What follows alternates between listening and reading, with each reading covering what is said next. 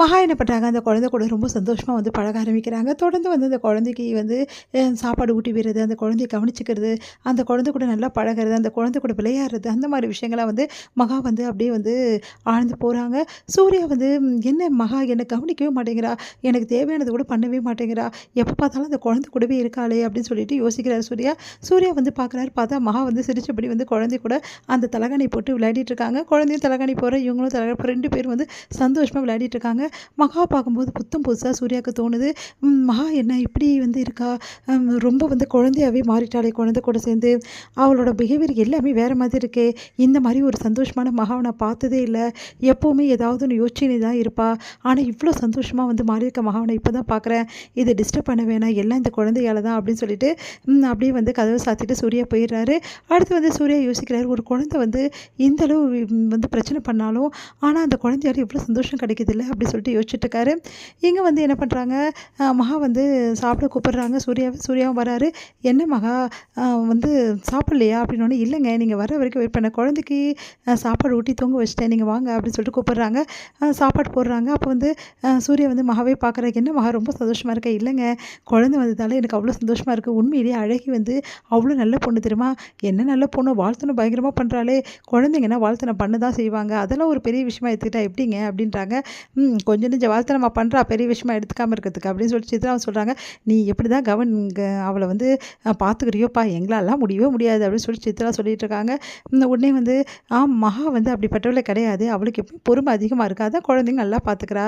இங்க பாரும்மா, உனக்கு ஒண்ணு சொல்றேன் ஐஸ்வர்யா, நீயும் குழந்தைய பத்தி என் கையில குடுத்து தொல்லலாம் பண்ணாத. நீயே தான் பார்த்துக்கணும். அப்புறம் நீ எதுக்கு ஐஸ்வர்யா கவலைப்படுற? நான் இருக்கேன்ல, உன் குழந்தைய நான் பார்த்துக்கிறேன். பார்த்தீங்களா என் தங்கச்சிய? என் தங்கச்சியே பார்த்துப்பா. ஆமா, ஆமா. அவள எவ்வளோ குழந்தையா இருந்தாலும் பார்த்துப்பா போட்டுருக்கே அப்படி சித்ரா சொல்றாங்க. இதையெல்லாம் பார்த்துட்டு சூர்யா வந்து யோசிச்சுட்டு இருக்காரு. அடுத்து வந்து இங்க என்ன பண்றாங்க, நம்ம ஐஸ்வர்யாவும் வந்து மகாவும் பேசிட்டு இருக்காங்க. அப்ப சூர்யா வந்து கேட்குறாரு. மகா வந்து ஐஸ்வர்யா கிட்ட சொல்றாங்க, இந்த குழந்தை இன்னும் ஒரே ஒரு நாள்ல போயிடும்ல. 2 நாள் தான் இருந்தது குழந்தை. 3வது நாள் வரப்போகுது. இதுக்கப்புறம் இந்த குழந்தை இந்த வீட்ட விட்டு போயிடுமா? அப்படின்னு சொல்லிட்டு கேட்குறாங்க. ஆமா மகா, வேற என்ன பண்றது? இந்த வீட்ல வந்து பெரிய பிரச்சனை இருக்குமே. எப்படியும் டிஎன்ஏ ரிப்போர்ட்லாம் வர 1 வாரம் ஆயிடும். இந்த குழந்தை எப்படியும் ஒரு 2, 3 நாள் கூட இருக்கும்னு தான் தோணுது அப்படின்னோனே, இந்த குழந்தை இங்கேயே இருக்க முடியாதா? அப்படின்னு சொல்லிட்டு கேட்குறேன். என்ன மகா இப்படி சொல்ற? எல்லாரும் இந்த குழந்தைய தொல்லையா நினைக்கிறாங்க. நீ என்னன்னா அந்த குழந்தை இங்கேயே இருக்கணுன்ற? இந்த குழந்தை கூட பழகுறது எவ்வளோ நல்லா இருக்குல்ல. இந்த அழகி ரொம்ப நல்ல பொண்ணு இல்ல அப்படின்னோனே, அதெல்லாம் கரெக்ட்டு தான். ஆனா இந்த குழந்தைய நம்ம வச்சுக்க முடியாதே. இதுனா நம்ம வீடா? என்ன நடந்தோ வந்து இங்க இருக்கிறவங்கலாம் வந்து சும்மா விடுவாங்களா மகா? அப்படின்னோனே, எனக்கு இந்த குழந்தை இங்கேயே இருக்கணும்னு தோணுது ஐஸ்வர்யா அப்படின்னு சொல்றாங்க. சரி, எதுக்காக இப்படி தோணுது? உனக்கும் ஒரு குழந்தை பொறக்கும்ல. நீ ஏன் கவலைப்படுற? அப்படின்னோனே, உனக்கு வேணா பொறக்கலாம். எனக்கு அப்படின்னோனே, ஏன் மகா இப்படிலாம் பேசுற? சூர்யா தான் இப்போ முன்ன மாரி இல்லைல்ல. உன்கிட்ட நல்லா பழக ஆரம்பிச்சுட்டார்ல. அப்புறம் என்ன? என்ன பழகி என்ன பிரயோஜனம்? ஏதோ ஃப்ரெண்டா பழகுறாரு அவ்வளோதானே. மத்தபடிலாம் வந்து எனக்கு இந்த மாரிலாம் நடக்கும்னு தோணலக்கா. உன்ன மாரிலாம் நானும் வந்து தாய் அடைவேன்னு சொல்லிட்டு தாய்மை அடைவேன்னு சொல்லிட்டு எனக்கு நம்பிக்கையே இல்ல அப்படின்னோனே, ஏன் மகா இப்படி நம்பிக்கை இல்லாம பேசுற? உன் வாழ்க்கையிலயும் ஒரு நல்லது நடக்கும். கண்டிப்பா இதெல்லாம் நடக்கும். நீ கவலைப்படாத. நீயும் தாயாவ அப்படின்னு சொல்றாங்க. சரிக்கா, நடக்கும்போது நடக்கட்டும். அத பத்தி இப்ப என்ன இருக்கு? இந்த குழந்தை என் கையிலேயே இருக்கு. எனக்கு இது போதும். ஆனா இந்த குழந்தையோட சந்தோஷம் இன்னும் கொஞ்ச நாள்ல வந்து எனக்கு கிடைக்காதுன்னும்போது எனக்கு வருத்தமா இருக்கு. அழகி நம்மள விட்டு போகாம இருந்தா நல்லா இருக்கும்ல அப்படி சொல்லிட்டு பேசிக்கிறாங்க. இது எல்லாத்தையுமே வந்து சூர்யா கேட்டுறாரு. கேட்டுட்டு வந்து அப்ப மகாக்கு வந்து குழந்தை ஆசை வந்துடுச்சா? குழந்தை பெத்துக்கணும்னு அவளுக்கும் ஆசை இருக்கும்ல, கனவு இருக்கும்ல. நம்ம அது இதுவரைக்கும் புரிஞ்சுக்கல. அவள எப்பவுமே நம்ம வந்து சாதாரண ஒரு ஆளா தான் நெனச்சோம். அவ மனச வந்து நம்ம இப்ப தான் புரியுது. அவ மனசுலயும் ஆசை, கனவுகள்லாம் நெறைய இருக்கு. நம்மளுக்கு ஏன் நம்மளால வந்து மகா வந்து ஏத்துக்க கூடாது? நம்ம ஏன் இப்படியே இருக்கோம்?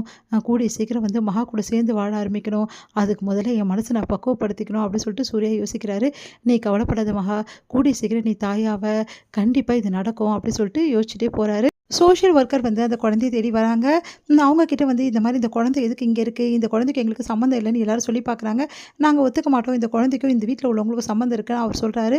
சரிங்க, நான் டிஎன்ஏ ரிப்போர்ட் எடுக்கிறதுக்கு எங்களுக்கு எல்லாருக்கும் பர்மிஷன் குடுங்க. அப்பதான் எங்களுக்கு தெரிய வரும் அப்படின்னோனே, சரிங்க உங்க இஷ்டம். ஆனா அதுவரைக்கும் இந்த குழந்தை இங்க தான் இருக்கணும். ரிப்போர்ட் வர வரைக்கும் நான் குழந்தைய வந்து கூட்டிட்டு போ முடியாதுன்னு சொல்லிடுறாங்க. எல்லாருமே ஆச்சரியப்படுறாங்க. அடுத்து குழந்தைகிட்ட உனக்கு இந்த வீடு ஓகேவா? இங்க இருக்கிறவங்கலாம் உனக்கு எதுவும் தொல்ல குடுக்கலல்ல அப்படின்னு சொன்னோனே, குழந்தை வந்து சந்தோஷமா வந்து எனக்கு இந்த வீடு ஓகே. மகாவ பத்தி பெருமையா அந்த குழந்தை வந்து சொல்றா. அத கேட்டு வந்து மகாவ அவங்க பாராட்டுறாங்க. இத பார்த்த சூர்யா வந்து மனசு சந்தோஷப்படுறாரு. இதோட முடியுது.